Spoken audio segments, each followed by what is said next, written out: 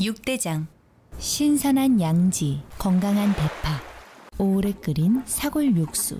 육개장 한 그릇에 온 힘을 다하니까 건강하다.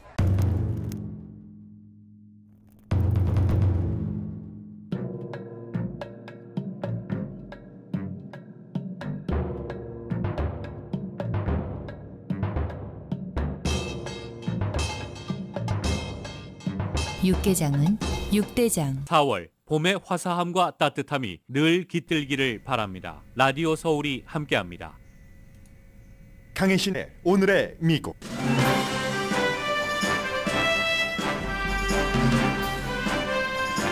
네 명이 숨지고 28명이 부상한 총격 사건이 16살 청소년 생일 파티장에서 발생했습니다. 대학에 입학할 예정인 풋볼 스타 등 여러 명의 학생들이 피해자고 엘라바마에서 발생한 이 사건의 용의자는 수배 중입니다.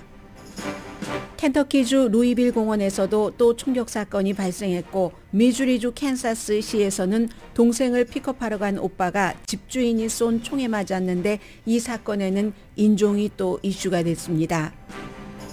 바이든 대통령은 이어지는 총격 사건에도 불구하고 공화당 지도자들이 총기 협회를 지키고 있다고 강하게 비난했습니다. 트럼프 전 대통령을 포함한 공화당 대선 후보감들은 주말에 전국 총기협회 연례회의에 참석해 총기 규제를 막겠다고 서약했습니다. 정치적으로 무당파라는 미국인이 기록적으로 늘어나 거의 50%입니다. 더 이상 민주당이나 공화당 유권자가 다수가 아닙니다.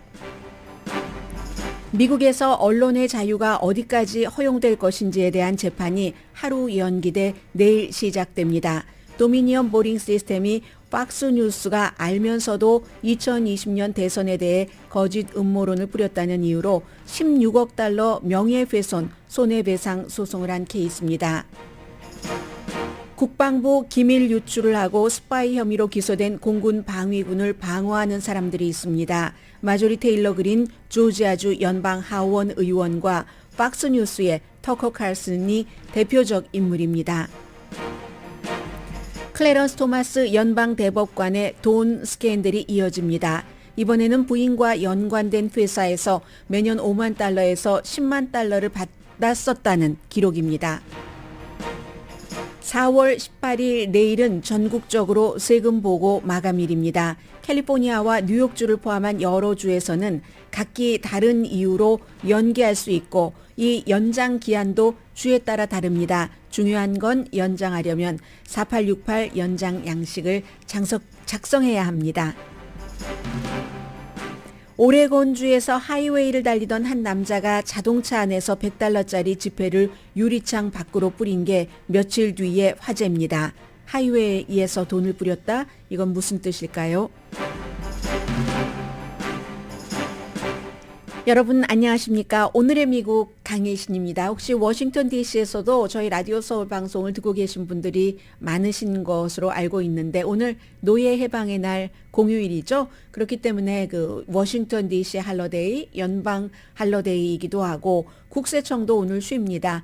워싱턴 DC가 그 당시에 남북전쟁 끝나고 나서 노예제를 끝나게 된 그 마지막 그 노예를 그 완전히 이제 자유로 하고 한 그런 것을 기념하는 날이 오늘입니다.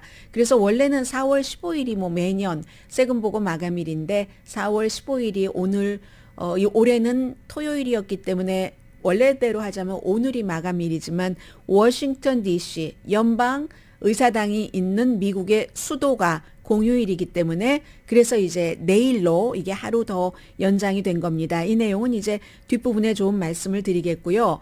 지금 16살 청소년 그 소녀입니다. 이 생일 파티에서 50명이 모였는데 그 가운데서 28명이 다쳤고 4명이 숨졌습니다.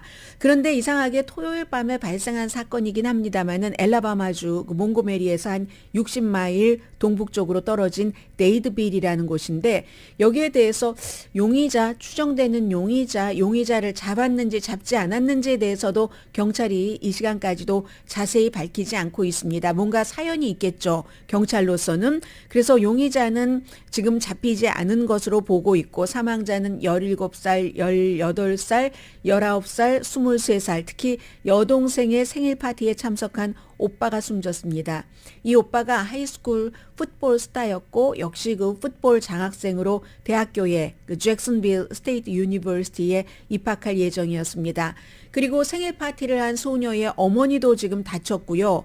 6명은 병원에서 치료받고 퇴원했고 적어도 5명은 현재 중태랍니다. 엘라바마주도 이제 보수적인 주이기도 하고 미국에서 총기 소지가 좀 자유로운 총기 소지자의 권리를 많이 보호하는 주에 속합니다. 그래서 그 지역의 목사는 아마도 이제 성인일 것이라고 생각하지 않는 것 같습니다. 지금 용의자에게 자수하라고 하는 것들, 그리고 이 마을이 전체 주민이 3,200명밖에 되지 않기 때문에 어제 이제 거리에서 이를테면 목회를 하면서 사람들이 전부 그 촛불 같은 것도 들고 하는데 아무튼 이 일이 있었고, 그리고 역시 켄터키주 루이빌 하면은 얼마 전에 은행 강도가 아니죠. 은행 직원이 다른 그 상사나 동료들을 숨지게 하고 본인도 경찰총에 맞아서 숨졌는데 바로 그곳에서 지금 불과 얼마 지나지 않았는데 또 이번에는 공원입니다.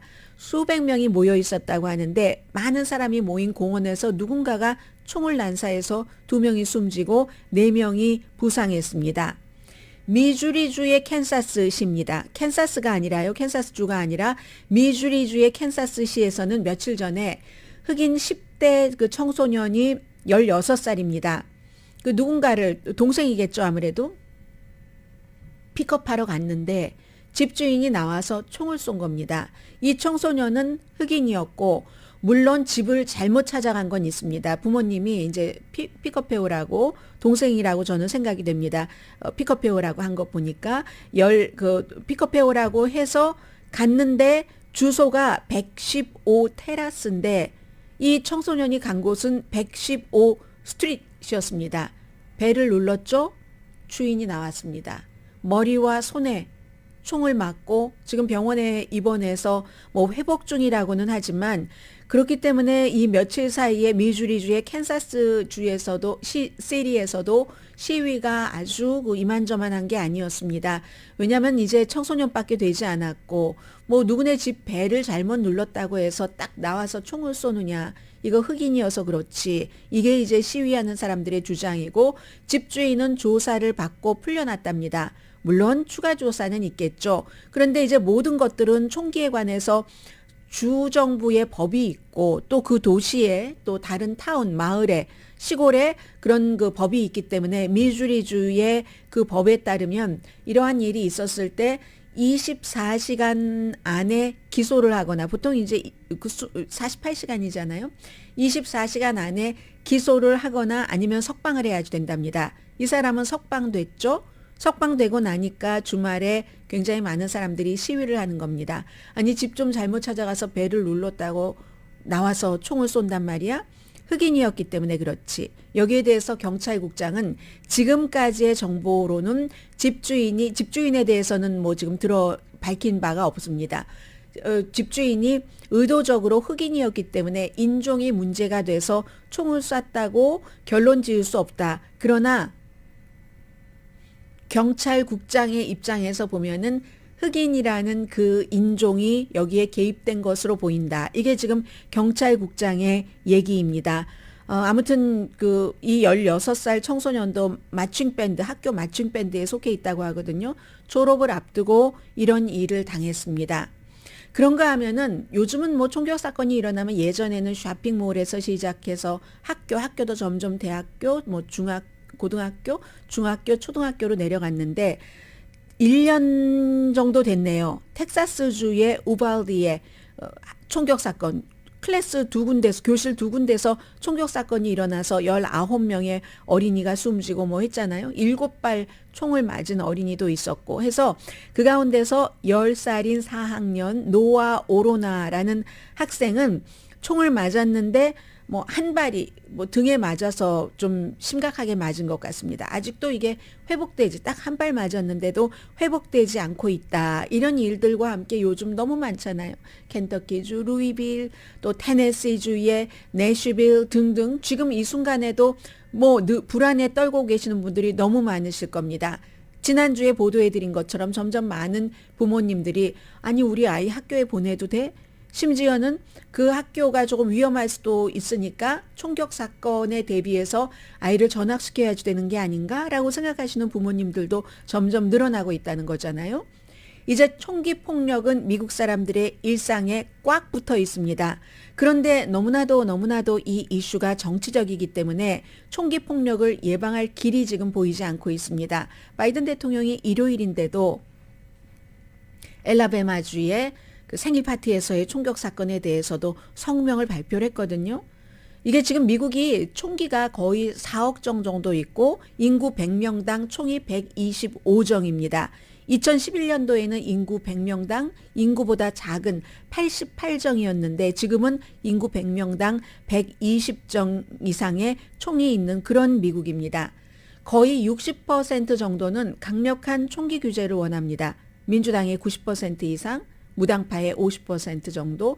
그러나 공화당은 24%만이 강한 총기 규제를 원하고 있고 당연히 그것을 알기 때문에 공화당 정치인들도 전국 총기협회와 이제 손을 잡고 여러 가지 그 로비를 하는 거죠. 총기 규제를 강화시키지 않으려는.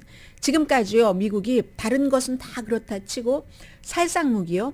살상무기를 규제는 하지만 금지하지 않는 주 3개입니다. 워싱턴, 미네소타, 버지니아. 좀 진보적인 주이긴 하지만 사냥 같은 오랜 전통이 있는 주이기도 하죠. 그리고 살상무기를 금지하는 주 10군데입니다. 캘리포니아, 뉴욕, 무슨 커네디컷, 매사추세츠, 메릴랜드, 또 어디가 있을까요?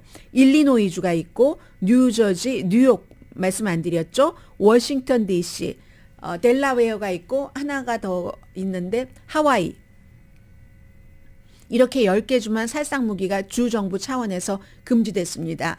그러면 합쳐서 살상무기를 금지하거나 규제하는 주는 50개 주 가운데서 13개 주밖에 안 됩니다. 그리고 이 13개 주도 다른 주에서 들어오고 있는 그런 그 총을 막을 길이 별로 없어 보입니다. 그러니까 이제 바이든 대통령이 공화당이 이어지는 이제는 대량 살상 총격 사건도 너무 흔한데 그것에도 불구하고 총기협회를 옆에서 꽉 지키면서 총기 규제를 살상무기 금지하는 것을 포함해서 하지 않고 있다고 비난을 했습니다. 상식에 따른 총기법을 만들자. 자녀를, 아이들을 생일 파티에 보내면서 야, 저 파티에 가서 지금 그 엘라바마 그 댄스홀에서 있었던 파티거든요. 50명이나 참석을 했으니까. 그 파티에 보내면서 부모가 걱정하는 게 이게 정상 아니지 않느냐라고 얘기를 합니다. 뭐 파티에 갈 때만 그럽니까? 학교에 갈 때도, 공원에 갈 때도, 영화관에 갈 때도 어디든지 미국 사람들은 입법자들이 뭔가를 만들어주기를 원하는데 공화당 리더들은 전국 총기협회 연설을 하고 트럼프 전 대통령은 이걸 살상무기를 금지하는 게 아니라 총기협회가 지금 인디아나주의 인디아나폴리스에서 어제 금요일부터 금토일 사흘 동안 열렸거든요. 거기 가서 컨실드, 남에게 안 보이게 가지고 다니는 총은 한 군데서 가지고 다닐 수 있으면 다른 주도 다 가지고 다닐 수 있어야지 된다. 그럼 캘리포니아, 네바다 붙어 있죠. 네바다 무슨 또 뭐 텍사스 이렇게 다 그걸 없애야지 된다는 겁니다. 마치 결혼증명서처럼. 결혼증명서는 뉴욕에서 결혼해도 뭐 엘라바마에서도 결혼한 사람이잖아요. 그렇게 컨실드, 감추고 다니는 그 총에 대해서도 그렇게 할 것이다. 내가 다시 47대 미국 대통령이 되면 여러분들 총기 소지자들의 권리를 철저히 지키겠습니다. 제가 충성을 하겠습니다라고 충성 서약까지 트럼프 전 대통령이 했고요. 그리고 이제 여기에 그 인디아나에 예전에 주지사를 했었던 마이크 펜스 부통령도 갔고, 뭐 플로리다의 론 디센티스 주지사, 아주 유명한 지금 대선에 나간다고 선언을 한 사람이나 선언을 하지 않고 선언하기 직전인 사람이나 전부 총기협회에 잘 보이기 위한 그런 행보를 지난 주말에 했습니다. 그래서 총기협회가 정말로 그 파워풀하죠. 1871년도에 레크리에이션용으로 이제 만들어져서 그래서 그때는 교육을 많이 했겠죠. 안전하게 사용을 해야지 되는 거, 뭐 사냥할 때 뭐 이런 뭐 총기를 어떻게 다루고 뭐 청소하고 하는 그런데 지금은 미국에서 가장 정치적으로 파워풀한 그런 조직이 총기협회입니다. 총기협회는 그 파워풀하다 하는 것을 보여주기 위해서 돈도 많이 쓰고요. 엄청나게 많이 쓰고요. 거의 공화당입니다.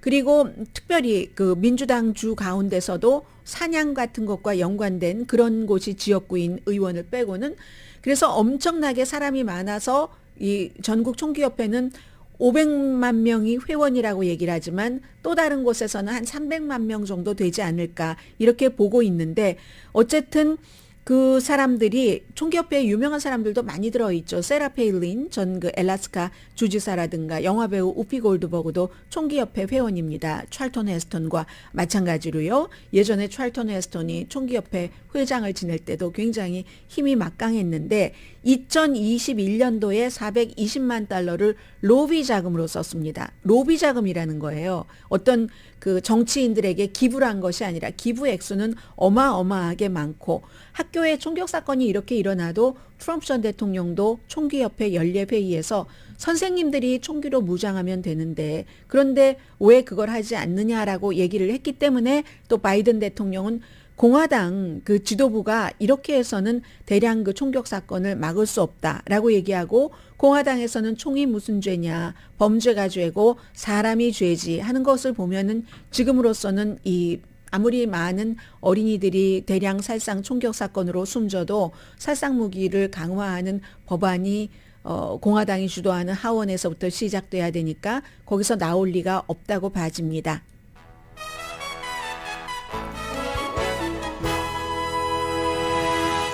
1월달 이후에 146건의 총격 사건이 일어났습니다.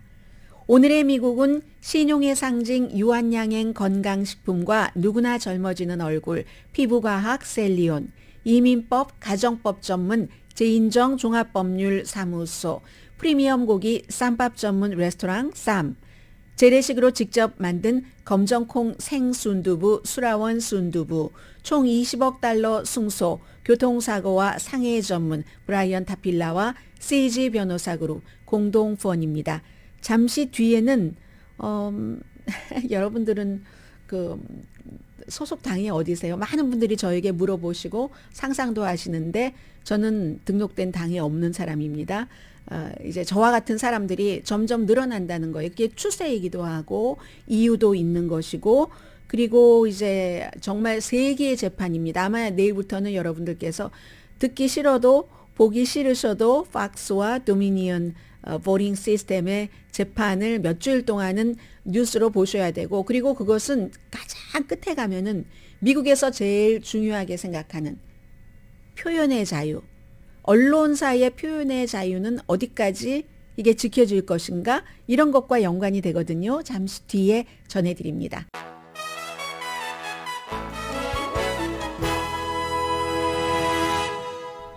라디오 서울 방송 오늘의 미국 듣고 계십니다. 제가 뉴스 할 때요. 어떤 것 하냐면은 제 머릿속에는 항상 있잖아요. 제네레이션 X 하면 몇 살부터 몇 살. 그리고 무슨 밀레니얼 세대 하면 몇 살부터 몇 살 있지만 뭐 여러분들이야 늘 뉴스 하시는 분들이 아니니까 자녀분이 그 세대라면 딱 아실 수 있지만 뭐 혼돈되실 수가 있잖아요. 그런 때 이제 이렇게 써놓고 다시 한번 알려드리려고 그래서 조금 늦어졌고요. 정치적으로는 무당파라는 그 미국 사람들이 기록적으로 늘어나서 지금 49%거든요. 이 기록적이라고 말씀드린 것은 2004년도에는 공화당이 민주당보다 공화당과 민주당이 비슷했는데 민주당이 조금 많았습니다. 35%, 공화당이 33%, 그리고 무당파가 31%. 그렇게 하면 100% 되나요? 아무튼 35, 33, 31이었거든요. 그런데 그게 2023년도 지금은 공화당과 민주당이 똑같이 각각 25%입니다. 본인들이 갤럽의 여론조사에 대해서 그렇게 답변을 했습니다. 그러니까 민주당이 더 많이 줄어들었네요. 2%포인트 같은 기간에 공화당보다.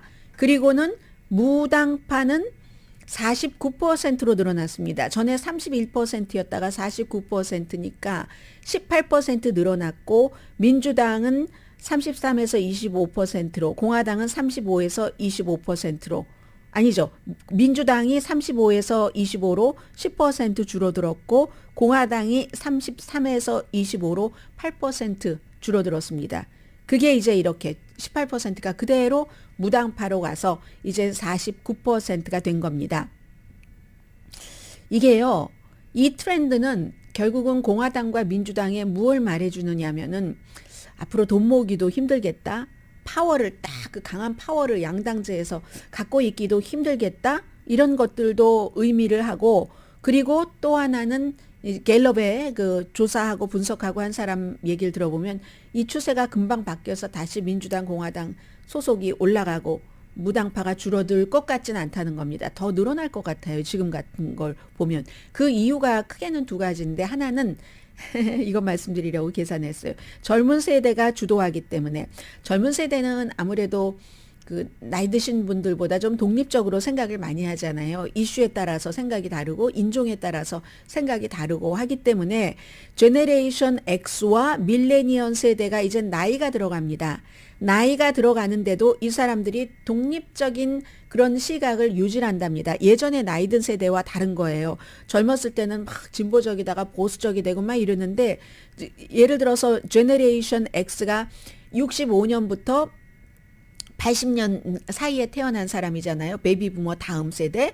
그리고 밀레니얼 세대는 81년부터 96년 사이에 태어난 사람들이니까 이 사람들이 이제 그 초기 단계의 사람들은 이미 나이가 많이 들었는데도 아주 그 독립적인 그런 생각을 유지를 하는 거고 또 하나는 이게 정말 중요한 메가 트렌드라고도 볼 수 있는데 정치 시스템이 양당제가 너무 비효율적이기 때문에 이건 이제 어느 나라나 다 지적되고 있는 문제이기도 한데 미국은 지난 뭐 4년, 5년, 6년 한 5년, 6년 사이에 굉장히 심해졌죠. 너무 정치적이 됐고 그리고 정치적인 것도 너무 극단적이 됐기 때문에 사람들이 이제 어떤 특정 정당에 환멸을 느낀다는 겁니다. 무조건 민주당이기 때문에 무조건 공화당이기 때문에 그냥 그것을 지지하기 위해서 막 상대에 대해서 거짓을 씌우고 이러는 것들이 너무 사람들이 환멸을 느끼기 때문에 그렇다는 겁니다.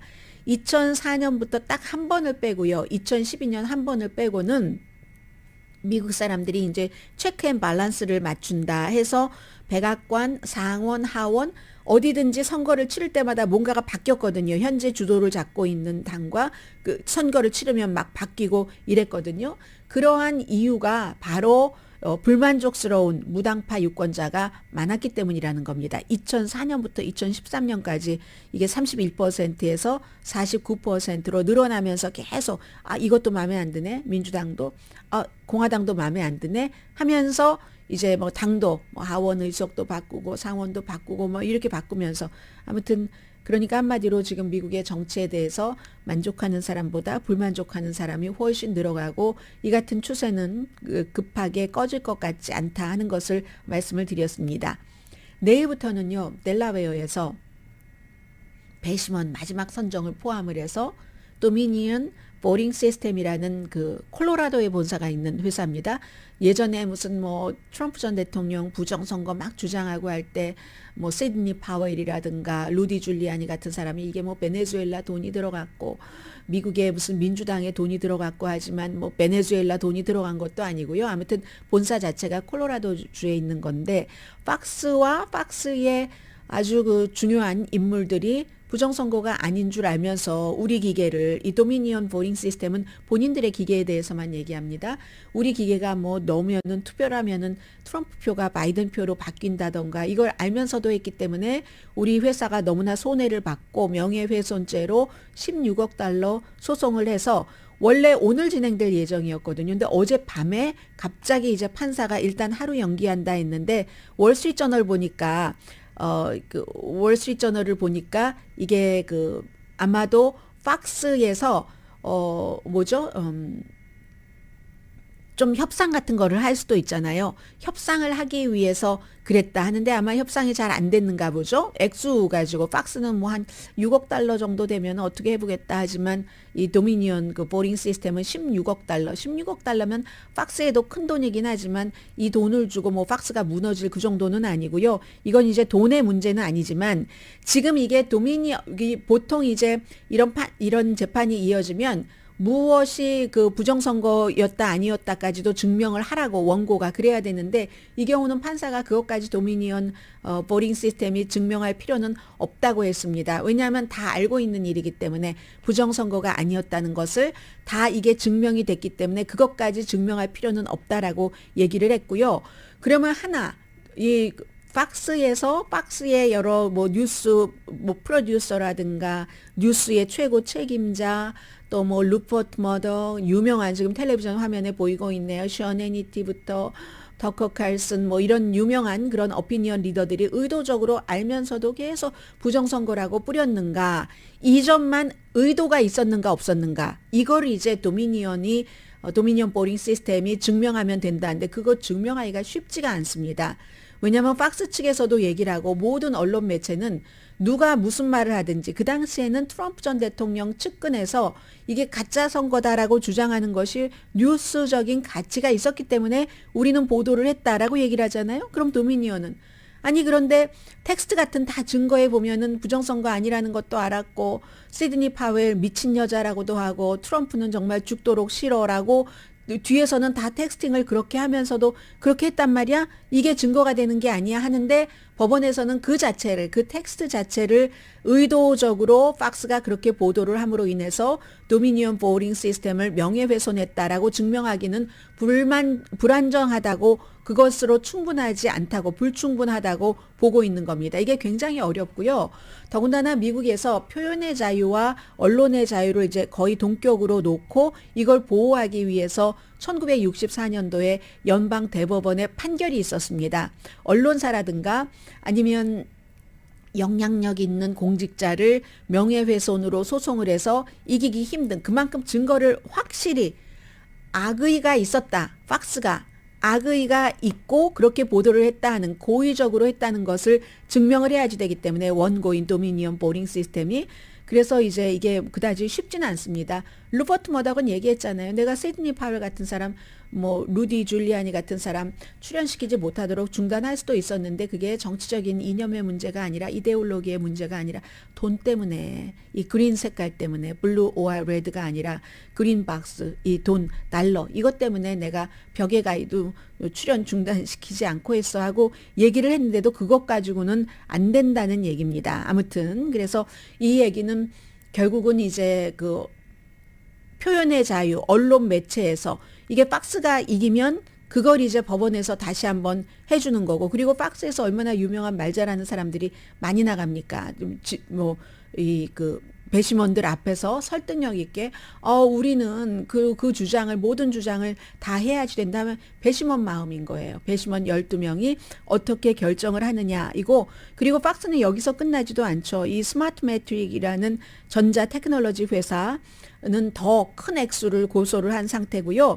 그런데 어떤 사람은 이런 얘기를 합니다. 수정헌법 1조 표현의 그 자유라는 것이 무모하게 거짓말을 퍼뜨리는 방송사를 보호해야지 되는가. 왜냐하면 터커 칼슨이나 션 해니티나 뭐 로라 잉그램 이런 많은 사람들이 본인들끼리 얘기하고 할 때는 이거 우리 처음에 애리조나가 바이든이 이겼습니다 하고 팍스가 제일 먼저 보도하고 나서 트럼프 지지자들이 팍스를 너무너무 미워하면서 뉴스맥스 쪽으로 조금 이제 팍스보다도 조금 더 자극적으로 하는 왜냐하면 후발주자니까 규모도 크지 않고 잃어버릴 것도 많지 않은 회사니까 그렇게 해서 뭐 또 아메리카 네트워크라든가 이런 데로 막 사람들이 가는 겁니다. 그게 겁나니까 막 서로 화나면서 막 그런 것들을 더 트럼프 쪽에 주장을 했다는 거죠. 시청률을 높이기 위해서. 그래야 본인들의 받는 연봉도 올라가고 하기 때문에 그런데 수정헌법이 그런 것까지 보호를 해야지 되는가. 뭐 이런 부분에 대해서는 지금 뭐 일반인들 사이에서도 논란이 많고요. 예를 들면 이런 겁니다. 분명히 지금 이 정치인이 하는 말이 거짓말인 걸 알아요. 내가 뉴스하는 사람으로서 알고 그 느낌으로 아는 게 아니라 그 같은 증거도 있습니다. 그런데도 중요한 정치인의 주장이기 때문에 계속 말을 하게 한다면 이게 정당화될 수 있는가? 그러므로 거짓말이 이렇게 퍼지는 게 아닌가라고 생각하는 사람들이 굉장히 많죠. 그걸 언론의 자유라고 하지 않는다는 거죠. 정치에 대해서 거짓말 주장인지 뻔히 알면서 거짓말, 그거 아무 말도 안 하고 있는. 요즘 제가 보면은 미국뿐만이 아니라 한국에서도 그런 건 많거든요. 예를 들어서 뉴스를 진행하는 그 진행자가 다른 인터뷰, 사회적인 문제, 뭐 범죄를 저지르고 이런 사람에 대해서 뭐 처벌을 강하게 해야지 됩니다. 이렇게 말하면서도 정치인이 나와서 거짓말을 막 하는데도 거기에 대해서는 제재하지 않거든요. 그러면서 중립을 지킨다고 자부를 하는 사람들이 많은데 그거 옛날 얘기입니다. 정치인들이 또 사회적으로 영향력 있는 사람들이 정말 매너 있게 선을 넘지 않을 때 일이지. 지금은 선을 너무 넘었는데 그래서 이게 중요합니다. 팍스가 선을 넘었다고 보는가 넘지 않았다고 보는가. 이게 만약에 팍스가 이번에 이기면 2024년도 선거에서도 그 같은 그 음모론 같은 것이 많이 퍼지면서 시청률이 올라갈 것이고 이번에 팍스가 지고 나면은 그런 것들이 조금 조심스러워지겠죠. 팍스를 시작으로 뉴스맥스, 원 아메리카 네트워크, 브레이트바트, 에폭 타임스 이런 데가 그런 면에서 이제 이 내일부터 진행되는 이 재판을 세계에서는 세기의 재판이라고 부르고 있습니다. 잠시 뒤에 돈 관련 뉴스 전합니다.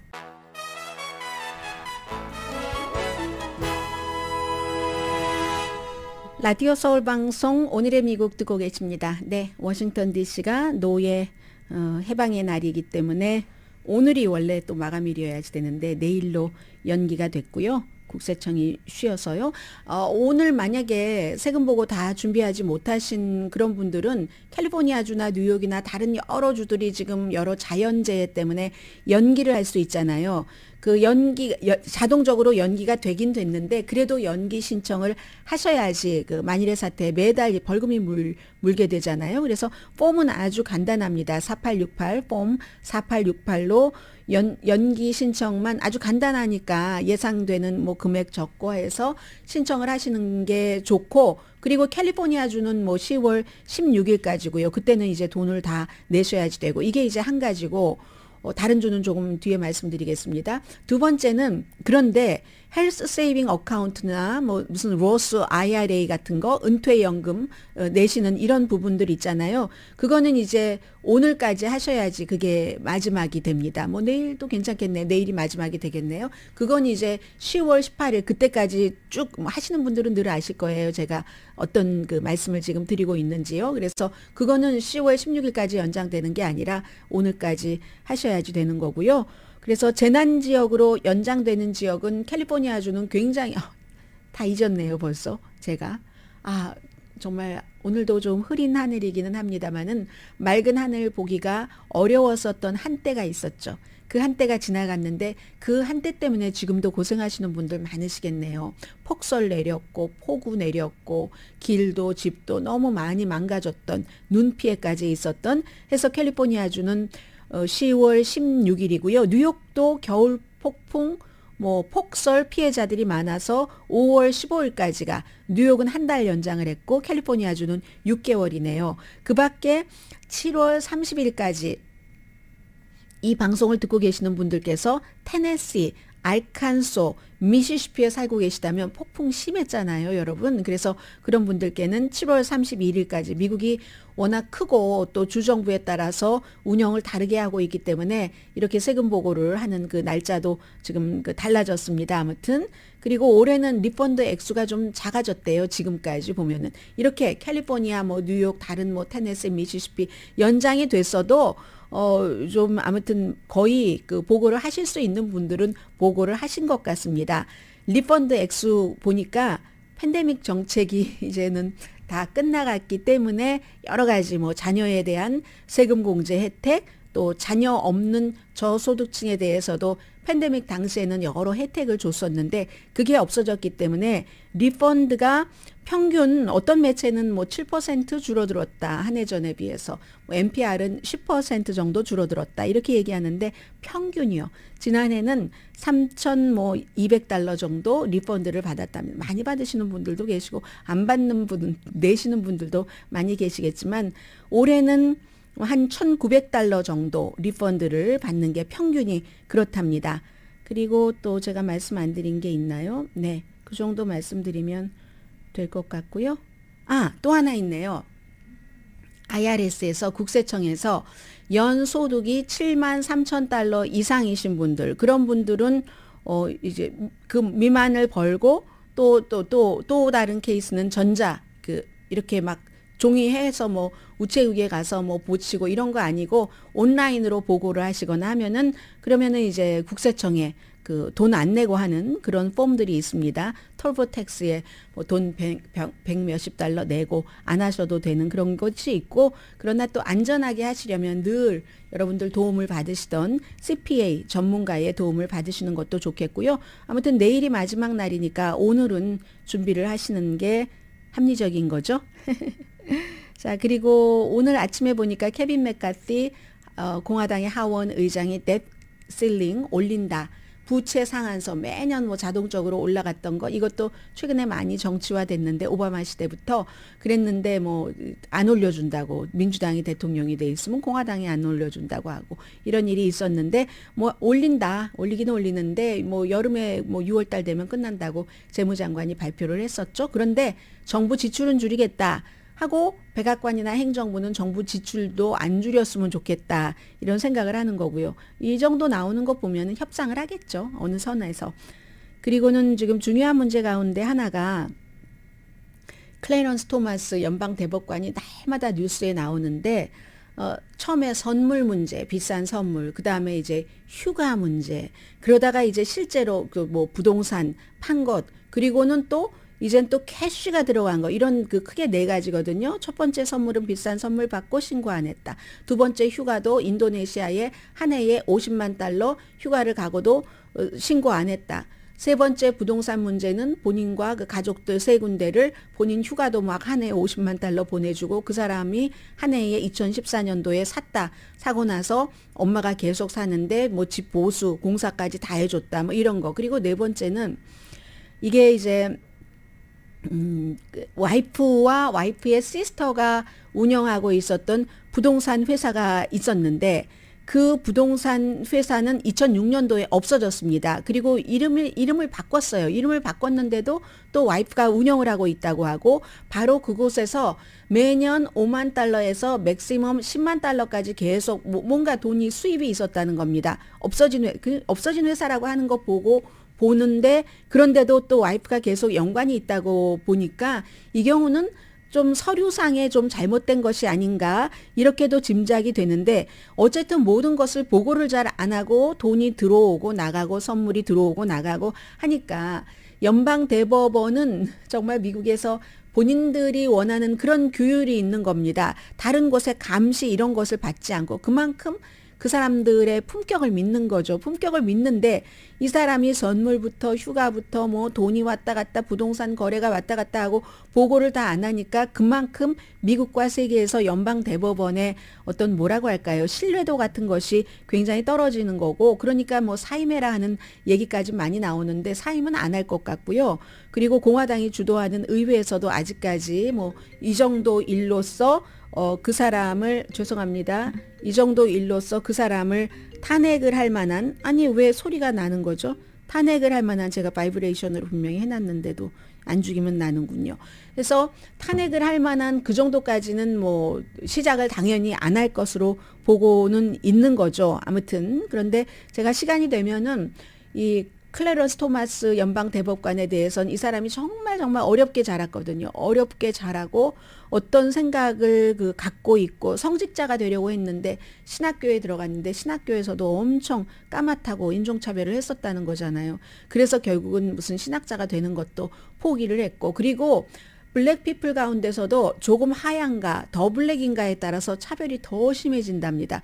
그런 모든 것들 때문에 이코노미스트는 이 사람이 백인인 아주 공화당의 뭐 부자 이런 사람에게 50만 달러 정도 이런 휴가를 지내는 것도 당연하게 생각할 수도 있다고 얘기를 합니다.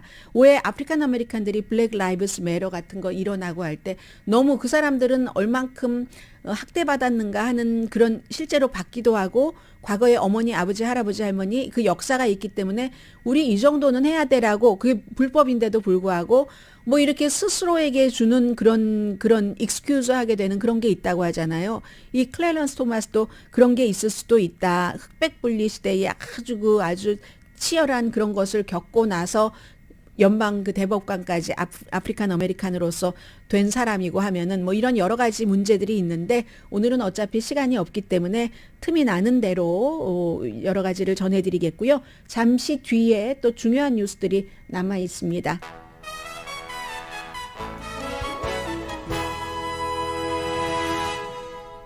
라디오 서울 방송 오늘의 미국 듣고 계십니다. 네.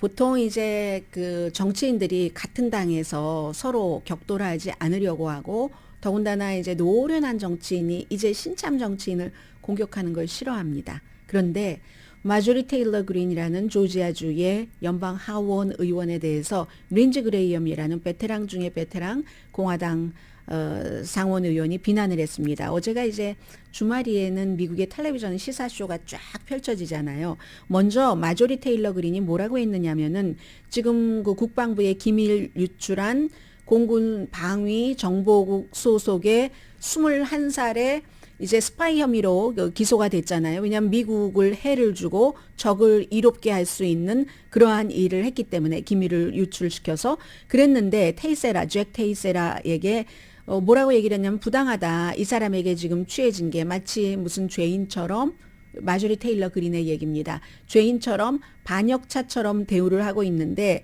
테이세이라가 백인이고 남자이고 백인 남자고 기독교인이고 반전주의자이기 때문에 그렇다. 그래서 바이든 정권이 적처럼 취급을 한다. 왜 이 사람을 반역자나 범죄자로 취급을 하는가. 오히려 바이든 행정부와 국방부가 범죄자처럼 행동을 하고 있다.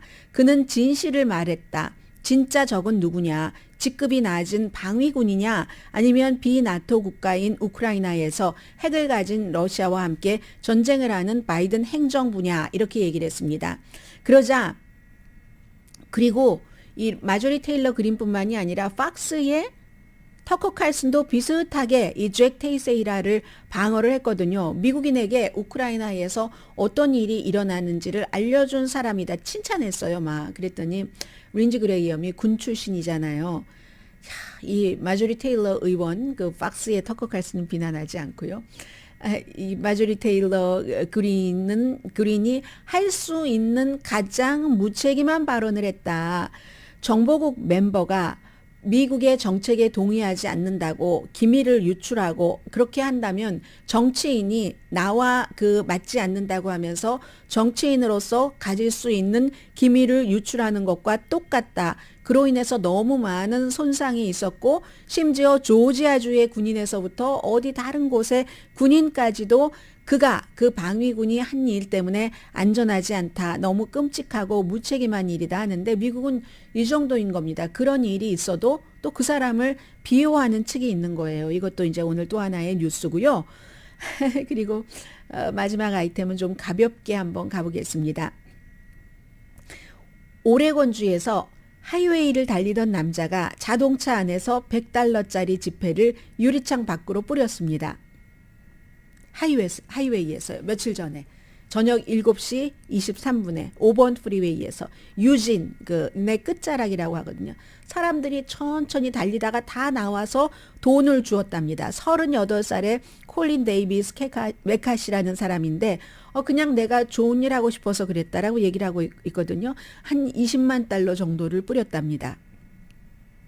그랬더니 하이웨이 패트롤이 위험하니까 앞으로는 그렇게 하지 말아라 라고 얘기를 했지만 기소하지는 않았습니다. 기소하지는 않았는데 근데 문제는 가족이에요. 가족의 조인트 어카운트에서 이 돈을 뿌렸는데 그로 인해서 가족이 너무 힘들어졌다는 겁니다. 그래서 돈 주신 분들은 다시 저희에게 제발 please 도와주세요 라고 얘기를 하고 있다고 하거든요.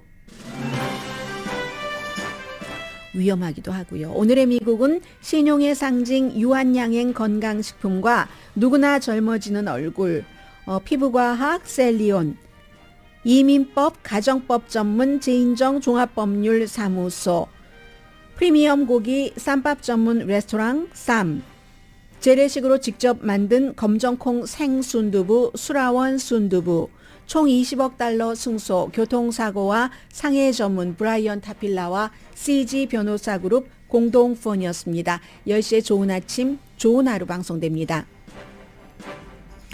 35년 동안을 공연하던 팬텀 오브 디 오페라 이게 끝났다고 하거든요. 그래서 굉장히 많은 사람들이 여러 가지를 생각하기도 하고 기리기도 하고 하는데 저는 그 유명한 그 노래보다도 오히려 따라라라라라라 뮤직 오브 더 나잇이든가요. 그 노래가 더 좋거든요. 그리고 예전에 오래전에 방송할 때 어떤 청취자분이 그 노래를 가르쳐 주신 것을 생각을 합니다. 이리하여 몇십 년 전으로 돌아가네요. 강희신이었습니다.